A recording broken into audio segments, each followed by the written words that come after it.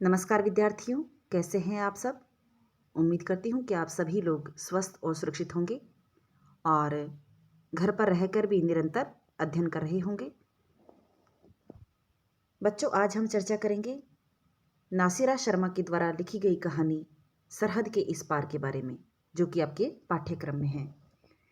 नासिरा शर्मा हिंदी की बहुत ही प्रख्यात कथा लेखिका है और अनेक उपन्यासों और कहानियों की रचना इन्होंने की है।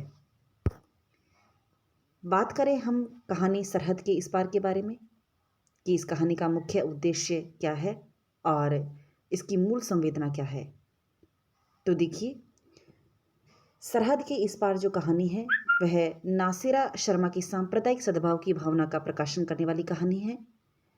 और यह जो कहानी है बच्चों, यह भारत पाक विभाजन की त्रासदी को पृष्ठभूमि में रखकर लिखी गई है।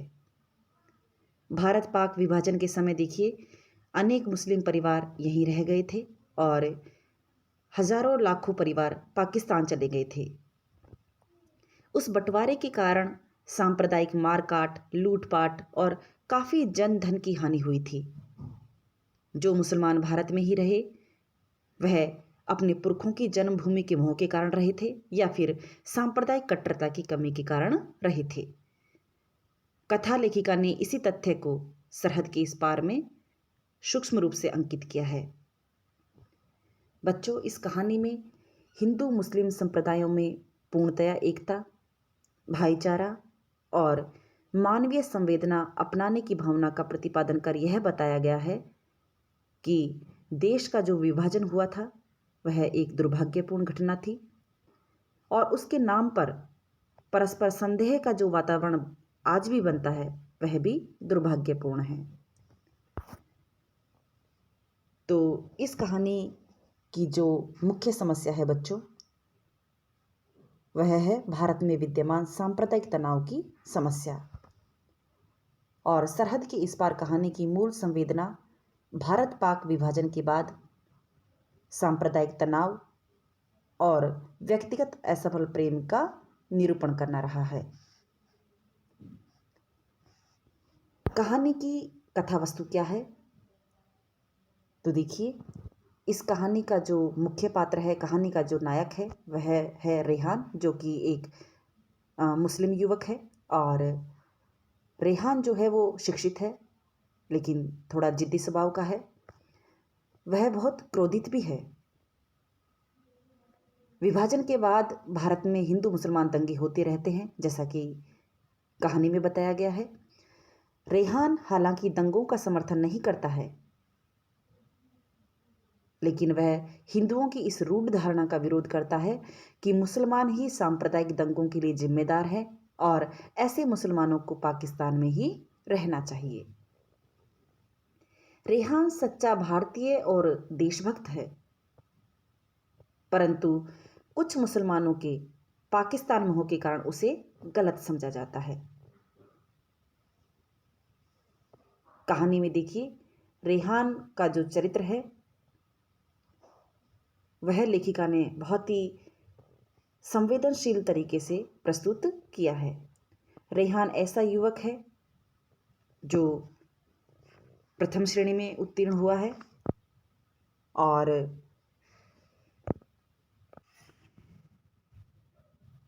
एमए जो है उसने प्रथम श्रेणी में उत्तीर्ण की है और वह पीएचडी भी करना चाहता है, परंतु 5 साल से नौकरी की तलाश में रहता है। रेहान को ऐसा भ्रम है कि यदि वह पाकिस्तान में रहता तो उसे रोजगार मिल जाता। भारत में रहने पर सांप्रदायिक पक्षपात के कारण उसे नौकरी नहीं मिल रही है। इसी कारण देखिए, वह आवेश में आता है, क्रोध प्रकट करता है और उसे काफ़ी वेदना भी होती है इस चीज़ से, और आवेश में आकर वह अपने मन की दबी हुई भावनाओं को प्रकट करता है। रेहान जब बीए में पढ़ रहा था तभी से उसकी सुरैया से दोस्ती हो गई थी, जो कि इश्क में बदली और फिर शादी के वादे भी किए गए, परंतु सुरैया के घर वालों ने यह रिश्ता स्वीकार नहीं किया। उसका विवाह पाकिस्तान में किसी बड़े अफसर से हो रहा था। इसीलिए रेहान के कुछ कहने पर भी वह चुप रही कि शादी के बाद सरहद के पार निकल जाएगी। तो प्रेम में जो असफलता रेहान को मिली, उससे रेहान यह सोचने लगा था कि यदि उसे सरकारी नौकरी मिल जाती तो सुरैया पराई नहीं होती। रेहान सच्चा देशभक्त युवक है, और इस बात का पता हमें कहानी के उस प्रसंग से चल जाता है जब वह एक हिंदू लड़की के साथ बुरा आचरण करने वाले मुस्लिम लड़कों से भिड़ जाता है और उस लड़की की इज्जत बचाकर सुरक्षित उसे उसके घर पहुंचाता है। इस तरह वह सांप्रदायिक कट्टरता और घृणा से रहित है। फिर भी कुछ लोग मुसलमानों की निष्ठा पर आक्षेप करने लगते हैं, तो रेहान भारत में ही रह जाने का मोह जो उसका होता है वह आक्रोश में बदल जाता है। और कहानी के अंत में देखिए हमें पता चलता है कि कुछ षड्यंत्रकारियों के द्वारा रेहान मार दिया जाता है। बच्चों, यह जो कहानी है वह सांप्रदायिकता का विरोध प्रस्तुत करने वाली कहानी है, और सांप्रदायिक सद्भाव और मानवतावादी चेतना प्रकट करना इस कहानी का उद्देश्य रहा है। बच्चों, कहानी में क्या संदेश छिपा हुआ है और इस कहानी की मूल संवेदना क्या है, इसको गहराई से समझने के लिए देखिए कहानी का अध्ययन करना बहुत ही ज़रूरी है। तभी हम इस कहानी के मर्म को समझ सकते हैं, इसमें छिपे हुए संदेश को हम अच्छी तरह से समझ सकते हैं। इसलिए देखिए कहानी का अध्ययन भी हमें करना है। तो आइए अब हम इस कहानी का पठन करते हैं। खपरेल तड़ातड़ कच्चे आंगन में गिरकर टूट रही थी, मगर किसी में हिम्मत नहीं थी कि आंगन में निकलकर या फिर दालान से ही रेहान को आवाज़ देकर मना करता। अम्मा को दौरा पड़ गया था, हाथ पैर ऐंठ गए थे, मुंह से झाग निकल रहा था। उनके पास सिर्फ एक ही अभिव्यक्ति रह गई थी और वह थी गिरकर बेहोश हो जाना। मुसीबत जब आती है तो चारों तरफ से आती है, दद्दा ने अम्मा का हाथ सहलाते हुए कहा। रोने से काम नहीं चलेगा लड़की, पीछे की खिड़की से किसी को पुकारो, शायद सकूर घर पर मिल जाए, दद्दा ने नरगिस से कहा, जो माँ का चेहरा देख देख कर रो रही थी। और दद्दा की बात सुनकर वह भागी। शकूर चच्चा, नरगिस की भर्राई आवाज़ गूंजी। क्या है बन्नो? शकूर चाचा शेव बनाते हुए सामने आए। भैया आज फिर सारे खपरेल आंगन में फेंक रहे हैं, नरगिस ने रोते हुए कहा। आ रहा हूँ, कहकर शकूर कमरे में लपके। खपरेल के टूटने की आवाज़ के साथ एक और आवाज़ उभर रही थी। मैं बता दूंगा, गिन गिन कर बदला लूँगा, मुझसे बचकर कोई नहीं भाग सकता है, मैं पूरी दुनिया जलाकर राख कर दूंगा। रेहान भाई को पीछे से पकड़कर शकूर चच्चा कमरे में ले आए थे। इस पकड़ा धकड़ी में उनके हाथ पैर कई जगह से जख्मी भी हुए थे। नरगिस को रेहान भाई की हालत देख देख कर सुरैया आपा से नफरत हो गई थी। वह अगर ऐसा न करती तो क्या भैया की ऐसी हालत बनती? अम्मा को होश आ गया था। दद्दा उनको रूह अफ़ज़ा पिला रही थी। अब्बा को शकूर चच्चा ने फ़ोन कर दिया है, भैया कमरे में बंद है। खिड़की से उसने झांका, वह सुस्त बेदम फर्श पर पसीने से नहाए औंधे पड़े हुए हैं। 7 साल की नरगिस सब कुछ देख रही है। दद्दा सुरैया आपा को दुपट्टा फैलाकर कोस रही है। अम्मा उन्हें मना कर रही है। ऊपर नीम पर बैठी चील चीख रही है। इन्हीं चीलों को रेहान भाई कितना परेशान करते थे। जिस दिन बाजार से वह गोश्त लाते, साथ में छिचड़े जरूर लाते थे। फिर आंगन के ऊंचे चबूतरे पर खड़े होकर छिचड़े उछालने का नाटक करते चीखते थे। अंडे बच्चे वाली चील चिलोरिया। एक बार खिसियाई चील उनकी उंगली को जख्मी कर गई थी, कितना खून निकला था। सुरैया आपा भी क्या चील है, भैया को पागल बना दिया।